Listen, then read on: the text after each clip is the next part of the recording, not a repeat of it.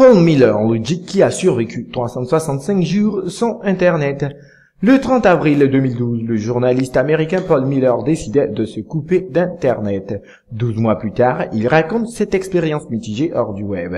Après quelques semaines d'euphorie, il s'est senti isolé du reste du monde. À 26 ans, Paul Miller a pris une décision radicale. Ce jeune journaliste américain du site internet The Verge a choisi de se déconnecter durant une année entière d'Internet. Je voulais une coupure de la vie moderne, de la petite roue d'hamster, de ma boîte mail, du flot constant d'informations qui noyait ma santé mentale. Je voulais m'échapper, explique-t-il dans un article qui fait le bilan de son expérience. Une nouvelle vie. Le 30 avril 2012 à minuit, ce spécialiste des nouvelles technologies débranche son câble Internet, éteint son Wi-Fi et se sépare de son smartphone.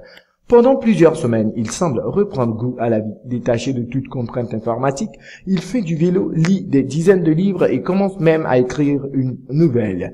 Paul Miller se sent enfin libre. J'ai perdu 7 kilos sans même essayer. J'ai acheté des nouveaux habits. Les gens n'arrêtaient pas de me dire que j'avais l'air beaucoup mieux. Durant une session, mon thérapeute s'est même auto-congratulé. Déconnecté, le journaliste est bien obligé de sortir de chez lui. Il renoue avec ses amis et réapprend à discuter avec les membres de famille. Moins distrait par ses préoccupations virtuelles, il s'ouvre plus aux autres. Il me semble que durant ces premiers mois, mon hypothèse était la bonne. Internet m'empêchait d'être moi-même un meilleur Paul. J'avais tiré la prise et trouvé la lumière, s'enthousiasme-t-il. Travailler sans Internet.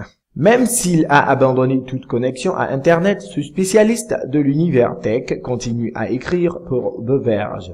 Sa rédaction lui commande des articles sur son expérience, mais comment réussir à travailler pour un site Internet en étant offline? Rien de plus simple, comme il l'explique à la chaîne ABC. 3 mois après le début de son défi, il écrit tout sur son iPad qui est en mode avion et ne reçoit aucun signal. Il donne ensuite sa tablette à un collègue qui transfère ses documents sur son ordinateur. Paul avoue toutefois que les recherches d'un journaliste sont beaucoup plus compliquées sans Google. Le rédacteur contourne cette difficulté en achetant des livres, en se rendant à la bibliothèque ou en passant plus d'appels téléphoniques. Coupé du monde.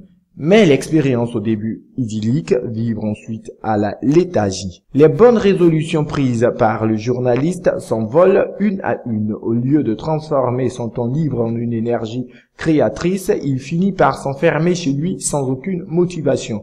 Mon endroit préféré est le canapé. Je mets mes pieds sur ma table basse, je joue aux jeux vidéo.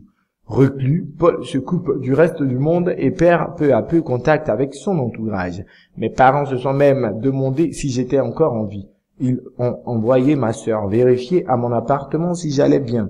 Sur Internet, il est facile de rassurer les gens, de travailler avec ses collègues et de faire partir de la société, constate cet ermite des temps modernes. Restez connectés.